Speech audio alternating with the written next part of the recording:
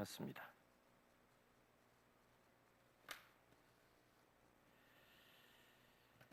오늘 여기 9절 말씀 보니까 우리의 마음은 만물보다 거짓되다, 또 심히 사악하다, 이렇게 말씀하셨습니다. 그래서 사람들이 다른 사람이 모른다 그 말이에요. 내가 이렇게 거짓된 마음이 있는지를, 사악한 마음이 있는 것을 사람은 몰라요. 신사숙녀로 이렇게 사람들을 대하니까. 그러나 전능하신 하나님은 우리 마음속을 꿰뚫어 보신다, 이 뜻입니다. 10절에 보니까 여호와는 심장을 살피며 폐부를 시험하고 각각 그 행위와 그 행실대로 보응하나니. 심장과 폐부는 꼭 우리의 심장을 가리키거나, 폐부라고 그래서, 폐부는 원래 이 원문상으로는 신장, 콩팥을 가리키는데 무슨 어쨌든 내장 중에 하나를 꼭 지칭하는 것은 아닙니다. 우리 인체 장기 중에 우리 몸속에 가장 깊은 곳에 있는 두 가지를 상징하기 때문입니다. 연전에 제가 재미나는 이야기가 있어서 한번 말씀드린 적이 있어요. 사람의 심장이 무게는 얼마나 될까? 해부학적으로 이렇게 말할 수가 있어요. 그런데 좀 웃자고 하는 얘기 같아요. 사람의 심장의 무게는 얼마나 될까? 그러니까 이게 넌센스 퀴즈 같아요. 일종의 내근이래요. 내근이면 한 2kg가 넘네요. 왜 내근이냐? 그러니까 심장은 항상 두근두근 뛰니까 합이 내근이요. 내근. 근데 제가 어젯밤에 찾아보니까 심장은 250g, 심장이 큰 사람도 600g, 한근. 실제가 한근이래요, 한근. 보통 사람은 한근도 안 돼요. 200-300g밖에 안 된대요. 그렇게 크지가 않은가 봐요. 그러면 우리 인생의 무게는 얼마나 나가는가? 이거 어떻게 잴 수가 없죠? 그렇게 하면 재밌게 말을 하는 거예요. 인생의 무게는 11,000근, 6톤이 넘어요. 6톤, 11,000근. 왜? 그러니까 인생의 무게는 얼마나 무거운지, 우리 인생의 짐이 1,000근, 만근, 그런 얘기 하니까 11,000근이래요. 11,000근. 6톤이 넘어요. 6톤이. 세상에. 일리가 있어요. 어떻게 보면 웃자고 하는 얘기지만. 그러면 우리의 마음의 무게는 얼마나 나갈까? 마음의 무게가 있냐? 근데 마음의 무게는 10근이래요. 10근이면 한 6kg 되겠죠? 네, 10근. 왜 10근이야? 그러니까 우리 마음, 내 마음은 언제나 따끈. 그러니까 5근, 합이 10근. 웃자고 하는 얘기래요. 하도 웃을 일이 없으니까 제가 소환한 거예요. 예전에 드렸던 말씀을. 우리의 인체 장기 중에 깊이 들어가 있는 심장, 갈비뼈 속에서 보호받고 있는 심장, 이 또 폐부, 가장 깊숙한 곳에 있는 이런 심장과 폐부, 이 속을 누가 알리요? 누가복음 5장 보면 예수님께서 갈릴리 바닷가에 어부들 이제 불러주실 때 베드로에게 깊은 곳에 그물을 내려라. 말도 안 되는 소리입니다. 처음에 거부한 거예요. 왜? 어부 상식으로 물고기가 깊은 곳에 고래도 있는 거 아닌데 여튼 물가에 몰려드는 건데. 근데 예수님 말씀에 의지해서 한번 그물을 깊은 곳에 넣어보겠습니다 했더니 고기가 그물에 가득 차게 된 거예요. 그때 베드로가 주님 앞에 무릎을 꿇었습니다. 주여, 나는 죄인이로소이다. 내가 교만하게, 내가 경험이 많다고 주님의 말씀을 내가 거역했습니다. 주님이 그 열길 물속까지 환히, 지금은 물고기 잡을 때 초음파 이런 거 해가지고 고기가 어딘지 다 알아요. 근데 그 옛날 2000년 전에 어떻게 아시겠어요? 그러니까 전능하신 하나님인 것을 그렇게 이제 깨닫고 무릎을 꿇은 거 아니겠어요? 열 길도 더 넘는 물속까지 환히 꿰뚫어 보시는 선생님인데 한 길도 안 되는 내 속을 모르시겠을까? 나는 죄악의 투성입니다. 베드로가 고백한 거 아니에요. 주여 나를 떠나소서, 나는 죄인이로소이다. 우리 하나님은 심장과 폐부를 감찰하신 분이라 그렇게 말씀하셨습니다. 이 감찰하는 말이 참 무서운 말이에요. 알고 보면 요즘 정치인들 조사할 때, 또 세무조사 할 때 보면 탈탈 턴다 이런 말을 심심치 않게 사용합니다. 무시무시한 말이죠. 예전에 감찰한다 그랬어요. 감찰이라는 말이 일제 잔재라서 그런지 요즘 매스컴을 보면은 감찰한다는 말을 잘 안 써요. 대신에 미국식으로 들여다본다 이런 말을 쓰더라고요. 들여다본다. 언론에서는 look into, 조사한다는 말이에요. 들여다본다. 그러니까 하나님도 여기 보니까 심장폐부를 살피신다, 감찰하신다. 옛날 성경은 감찰로 나오거든요. 그러니까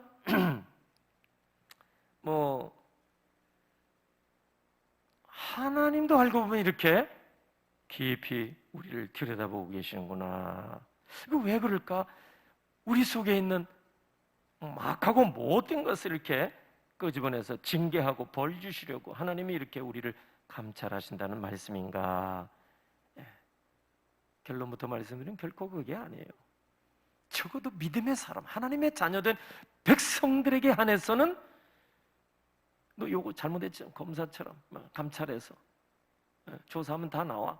이래가지고 징계하고 벌 주고 저주하고 망하게 하시려고 하나님께서 우리의 심장폐부를 감찰하시는 게 결코 아닙니다. 그건 뭡니까? 왜 우리를 깊이 들여다보십니까? 마치 부모가 어린 자녀를 부지런히 살펴보는 것처럼. 왜? 열이 많이 있나? 어디 이렇게 먹는 게 시원치 않은가?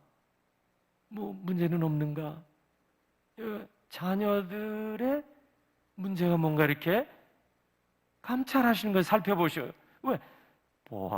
돌보아 주시려고, 우리를 보호해 주시려고 하나님은 우리를 부지런히 감찰하고 계신 줄로 믿습니다. 창세기 16장 13절 보니까 아브라함의 후처 하갈이 있죠. 하갈, 본처 사레가 자식이 없어요. 후처를 드렸는데 후처에게 아기가 생겼네. 이 본처에게 학대를 받았다, 그렇게 썼어요 성경에. 왜? 너무 힘들어가지고 이 하갈이 뛰쳐나간 거예요. 광야로 뛰쳐나갔는데 여호와의 사자가 하갈에게 찾아오셨어요.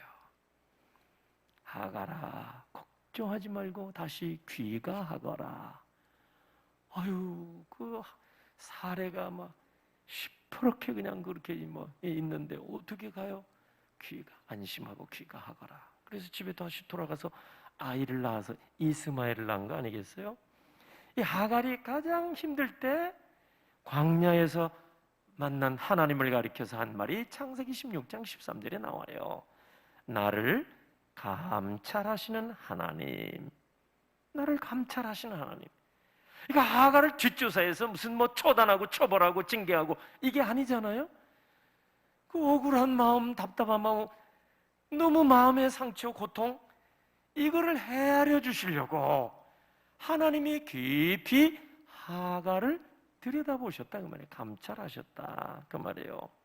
무슨 꼬투리를 잡으려고 눈을 부릅뜨고 조사하셨다는 뜻이 결코 아닙니다. 창세기 8장에 보면은 하나님께서 노아 홍수 심판 후에 스스로 다짐하신 말씀이 나와요. 창세기 8장 21절 여호와께서 그 향기를 받으시고 그 중심에 이르시되 내가 다시는 사람으로 말미암아 땅을 저주하지 아니하리니 이는 사람의 마음이 계획하는 바가 어려서부터 악함이라 내가 전에 행한 것 같이 모든 생물을 다시 멸하지 아니하리라. 하나님이 다짐하셨어요. 다짐. 하나님은 인간이 말이죠, 그 마음의 생각이 어려서부터 악하다 잘 알고 계셨어요. 그 인간의 성향이, 원뜻이 뭐냐면 인간의 성향이 어려서부터 악한 쪽으로 이렇게 기울어졌다는 것을 하나님이 너무나 잘 알고 계신다, 이 뜻입니다. 그러니까 우리는 사실 창세기 5장에 보면 인간의 죄악이 관영해서 이 땅의 죄악이 관영해서 하나님이 노아를 통해서 홍수 심판하시잖아요. 어려서부터 우리의 마음, 우리의 생각, 우리가 상상하는 것까지 그 NLT 성경에 보면 그렇게 번역을 해놨어요. 이게 다 악한 쪽으로 기울어져 버렸다 이 말이죠. 이걸 하나님이 잘 알고 계시는데 그렇다고 해서 그것 때문에 하나님이 이 땅에 또다시 심판하지는 않겠노라. 이게 창세기 8장 21절이에요. 하나님의 다짐이에요. 인간이 하나님의 창조 작품인데, 그죠? 에베소 2장 10절 보면 하나님의 걸작품 아니에요? 하나님의 창조가 실패한 거 결코 아닙니다. 하나님께서 당신의 형상대로 만드신 인간이 자유의지를 가지고 어려서부터 생각하는 것이나 상상하는 것이 언제나 선한 쪽으로 이렇게 있으면 얼마나 좋아요. 그게 아니라 반대로 악한 쪽으로, 악한 데 관심이 많아요. 죄 짓는 데 관심이 많아요. 왜냐하면 죄에는 항상 매력이 있기 때문입니다. 죄에는 뭔가 이렇게 맛이 있기 때문에요. 그래서 사람들이 죄에서 벗어나지를 못해요. 에베소 2장 3절에도 보면은 본질상 우리는 진노의 자녀라는 말씀이 나오는데, 전에는 우리도 그 가운데서 우리의 육체 욕심을 따라 지내며 육체와 마음에 원하는 것을 하여. 이 말이 뭐냐면 인간은 이 육체의 소욕대로 사는 경향이 뭐예요? 기울어졌다 그 말이에요. 바울 같은 위대한 사람도 로마서 7장 19절에 보니까 내가 원하는 바 선은 행하지 아니하고 도리어 원하지 않은 바 악을 행하는도다. 24절에 오호라 나는 곤고한 사람이로다. 이 사망의 몸에 누가 나를 건져내랴. 나는 하나님의 법을, 마음으로는 하나님의 법을 따르고 육신으로는 죄의 법을 섬기라. 바울도 이런 고백하잖아요. 그러니까 죄로 기울어지는 경향이 우리 속에 다 있다 그 말이에요. 하나님이 이걸 잘 알고 계세요. 그러나 그것 때문에 다시는 심판하지 아니하겠노라. 이 창세기 8장 21절 말씀입니다. 왜 하나님이 우리 인생들을 그렇게 깊이 들여다보고 감찰하십니까? 하나님을 믿지 않는 사람들에게는 여기에 나와 있는 대로 그 행한 대로 보응하시기 위해서. 그러나 하나님의 자녀든 하나님의 백성든 우리들에게는 왜 감찰하시느냐? 우리를 지키시고 보호해 주시려고. 부모가 어린 자녀 깊이 살펴서 지켜주려고, 보호해 주려고 하시는 것처럼. 신명기 32장 10절 보니까 여호와께서 그를 황무지에서 짐승이 부르짖는 광야에서 만나시고 호위하시며 보호하시며 자기의 눈동자같이 지키셨도다. 얼마나 이 감사한 말씀인지 몰라요? 세 가지. 하나님이 우리를 첫째로 호위하신다고 그랬어요. 둘러싸. 구약에서는 하나님을 전사로까지 말씀하세요. 이스라엘을 대신해서 막 앞장서 싸우는 전쟁의 영웅, 전사와 같은 분으로 고백을 했어요. 그 하나님이 마치 호위무사처럼 우리 옆에 이렇게 둘러서 주신다. 호위. 이야, 이거 얼마나 감사한 말씀입니다. 하나님이 주의 백성 당신의 자녀들 호위, 천군 천사를 보내서 호위해 주시고, 두 번째 지켜보고 계시고 만나시고 호위하시고 보호하신다 그랬는데 그 원문상 뜻을 보면은 호위하시고 그 다음에 지켜보고 계시고 깊이 들여다보시고 그 다음에 보호해 주신다. 보호해 주신다. 이런 뜻이에요. 신명기 32장 10절 말씀. 다윗도 시편 17편 8절에서 고백하기를 나를 눈동자같이 지키시고 주의 날개 그늘 아래 감추셨다. 눈동자.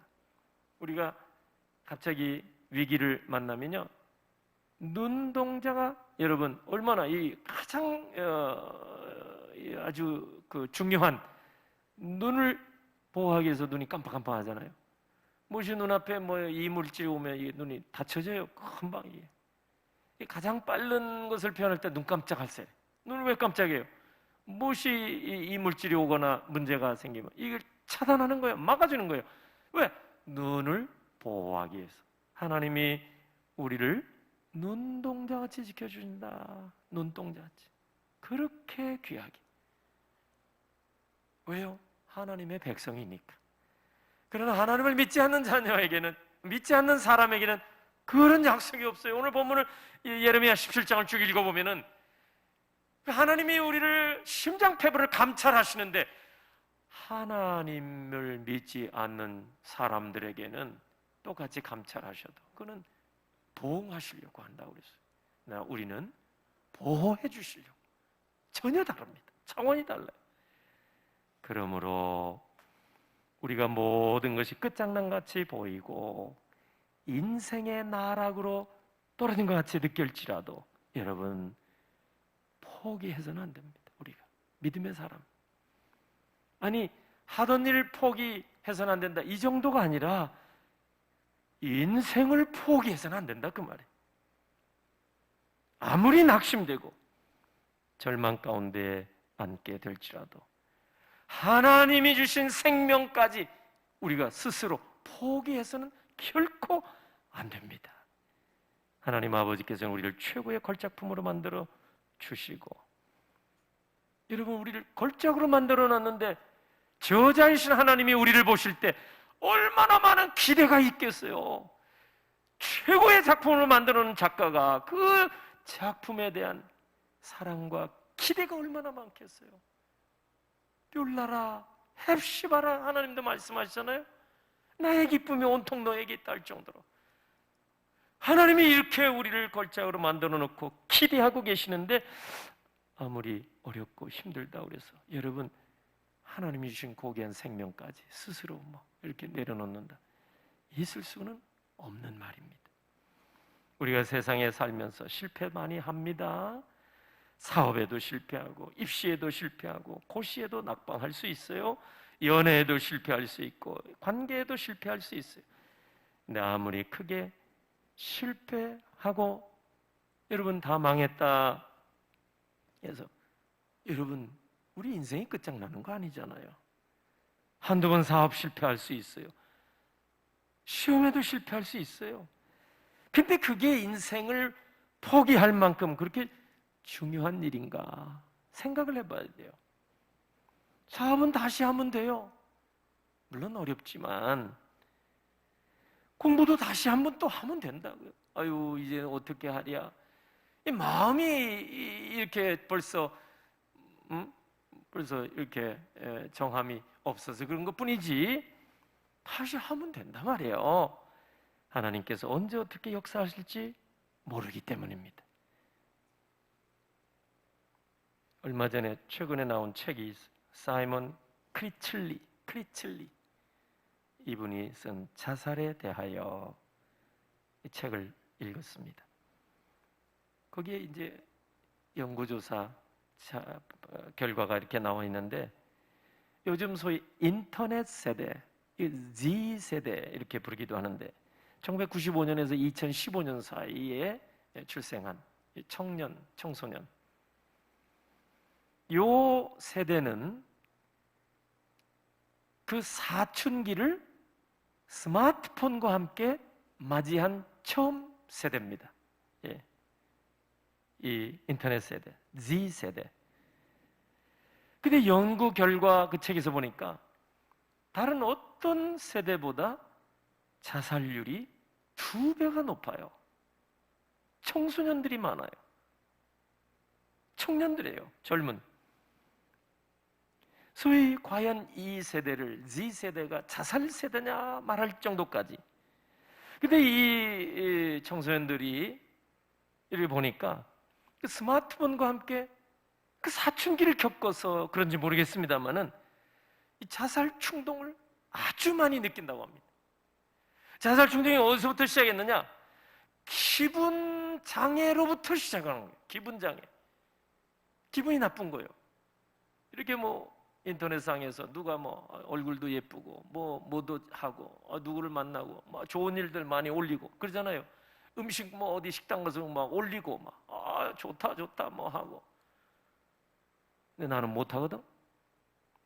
상대적인 이런 어떤 아주 그 박탈감일까요? 이런 것. 그래서 기분이 나쁜 거예요. 그래서 소셜미디어, SNS 이런 데 보면은 좋아요, 나빠요 기분을 표시하잖아요. 감정을 표시하잖아요. 그러니까 이 세대가 그런 세대라 그 말이에요. 그러니까 기분 장애, 이 기분을 통제를 잘 못하는 거예요. 이 기분도 장애가 있다는 거예요. 기분 장애로 시작해서 나중에는 자살 충동에까지 이르게 된다. 이 책에서. 근데 자살은요, 모든 것이 되살아나는 계절, 봄에 가장 많이 일어난다고 합니다. 여러분, 우리의 상식을 뛰어넘죠? 우리는 낙엽지는 우수의 계절에 자살을 많이 할 것 같은데 그게 아닌가 봐요. 만물이 약동하고 힘차게 되살아나는 이때의 자살을 많이 한다네요. 그 이상해요. 그리고 이 요일별로 보면 월요일에 자살이 많다는 거예요. 왜? 직장 가기 싫어서. 이게 아니고 모든 사람이 이제 일터로 가는데 나는 일도 못하고 이리 우울해져서 이 극단적인 생각을 하더라 그 말이에요. 만물이 약동하는데 나는 의기소침해 있고 이 낙심이 돼가지고 우울에 빠지고 그래서 극단적인 생각을 많이 하더라. 이 책에서 제가 참 내 생각하고 많이 다르구나 이걸 발견했어요. 제가 이걸 보면서 생각을 해본 거예요. 왜 이럴까? 이렇게 앞길이 구멜리 같은 청소년들이 왜 이런 극단적인 생각까지, 충동적인 생각까지 하게 될까? 저는 이건 세계관의 편협에서 온 것이 아닌가. 세계관의 편협. 이건 청소년들, 인터넷상에서 겪고 있는 이들의 세계가 그 본 것이 전부라. 남이 잘 되고 아주 성공하고 이것이 전부예요. 이 세상에 할 일이 얼마나 많고 갈 곳이 얼마나 많고 여러분 우리 교회만 제대로 나오면 여러분 세계 선교에 대한 주님의 지상명령 여러분 온 세상 다니면 할 일이 얼마나 많아요. 그 몇 가지 이거 남들 성공하고 잘나고 아주 좋은 이것만이 전부가 아닌데 그거 하지 못하고 나는 실패했구나 이래가지고 충동적인 생각을 하지 않나. 교회 열심히 나오게 되고 하나님 말씀 부지런히 받으면 세계관이 달라지고 우주관이 달라지고 인생관이 달라지니까 이런 충동적인 생각을 하지 않을 수 있지 않습니까? 사실 우리가 이런 충동적인 생각을 할 수는 있어요. 엘리야도 이 자살에 대한 충동이 있었어요. 그죠? 그렇게 갈멜산에서 거짓 선지자 대결에 승리한 사람이 이세벨이 한마디 최후 통첩 보내니까 너 죽여버리겠다. 이 한마디에 그냥 낙심이 돼가지고 먼 길 달려가서 로뎀나무 밑에 들어가서 극단적인 생각을 한 것 같아요. 그런데 하나님께 스스로 하지 아니하고 하나님께 부탁하잖아요. 하나님 차라리 나 죽여달라고. 충동 생각은 다 들 수가 있어요. 우리도 못 살겠다 그런 생각이 들 수는 있죠. 사망의 그늘에 앉으니까 그런 생각 할 수는 있겠죠. 그러나 그런 생각이 우리의 뇌리에 스쳐갈 수 있을지 모르겠지만 붙잡아 둬서는 안 된다고 말이에요. 예수님이 산상설교 가르쳐 주실 때 음란한 생각이 우리 머릿속에 들을 수도 있다고 하셨어요. 근데 문제는 뭐예요? 새가 둥지를 트는 것처럼 우리 속에 그냥 죄라고 묵상하면 죄라고 말이에요. 이런 충동적인 생각이 우리 속에 스쳐올 수는 있어요. 너무 힘들어. 믿는 자라도, 엘리야도. 그러나 새 둥지 틀듯이 막 그거를 연구하고 그러면 안 되는 거예요. 그런 생각이 지나가게 해야죠. 말씀으로 다시 한번 돌아와야죠. 교회에서는 자살이 생명을 주신 하나님 앞에 죄악이다 이렇게 가르쳐요. 육계명을 범하는 것이라, 살인하지 말라, 거기에 적용해서 가르칩니다. 그런데 이제 자살에 대한 신학적인 토론이 많아요. 결론이 없더라고요, 보니까. 근데 그것저것 떠나서 하나님께서 부모처럼 우리를 감찰하신다. 이걸 망각할 때는 벨벨 충동적인 생각이 다 떠오를 수가 있어요. 그래서 우리 믿음의 사람들은, 하나님의 자녀들은 항상 아버지께서 우리의 심장 폐부를 살펴 깊이 들여다보고 계신다. 이거를 잊지 마시기를 주의 이름으로 축원합니다. 오늘 본문 볼까요? 예레미야 17장. 인간의 마음이 만물보다 거짓되고 부패하다 그랬죠. 하나님은 아신다고요. 하나님. 그래서 심장 폐부를 감찰하신다. 이전 성경에는 감찰하신다 이렇게 나왔어요. 악한 자들에게는 그 악한 행위 보시고 심판하시고, 하나님의 자녀는 우리에게는 위로와 격려해 주시고, 어린 자녀가 열이 왜 나는가 살펴보시는 거예요. 부모가 왜 이렇게 먹는 게 시원찮은가 살펴보시는 거예요. 하나님이 우리를 감찰하시고 시험까지 하시는, 심장을 살피시고 폐부를 여러분 시험까지 하시는 이유는 한 가지 뭐예요? 우리를 도와주시려고, 지켜주시려고, 보호하시려고. 하나님께서는 우리를 졸지도 아니하시고 주무시지도 아니하시고 지금도 우리를 살펴주신 줄로 믿으시기를 바랍니다. 세상에 여러분 힘들지 않은 일 하나도 없어요. 주님 나라 우리가 들어가서야 모든 인생의 짐, 아까 재밌자고 하는 얘기인데 6톤이 넘는 그 무거운 짐 우리가 벗게 됩니다. 이 땅에 사는 동안 여러분, 목사는 목사에게 짐이 있는 거예요. 근데 예수께로 오면 마태복음 11장에 예수님 초청하잖아요.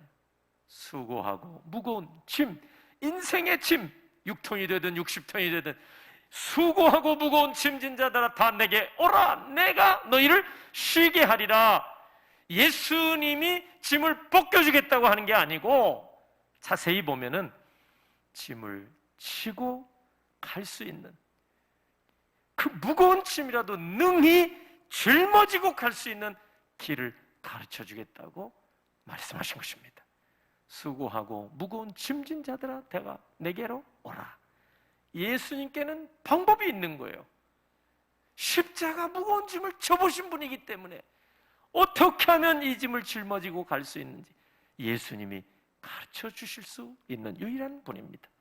그분에게 나오시면 인생의 무거운 짐, 여러분 그게 이제 결론적으로는 다 벗겨지게 되지만은, 죄의 짐도 얼마나 무거워요. 다 예수님에 벗겨지게 되지만 이 땅에 사는 동안 우리에게 모든 짐이 얼마나 많은, 그거를 예수님이 짊어지고 갈 수 있는 길을 가르쳐 주신다 하셨으니까 주 앞에 나오시고 부지런히 나와서 주의 말씀을 들으면 우리가 이 험한 세상에서도 어려움 많고 시험 많고 환난 많은 이 땅에서도 능히 여러분 하나님, 우리 아버지 되시는 하나님의 은혜 가운데 얼마든지 우리가 힘있게 살아가게 될 줄로 믿습니다.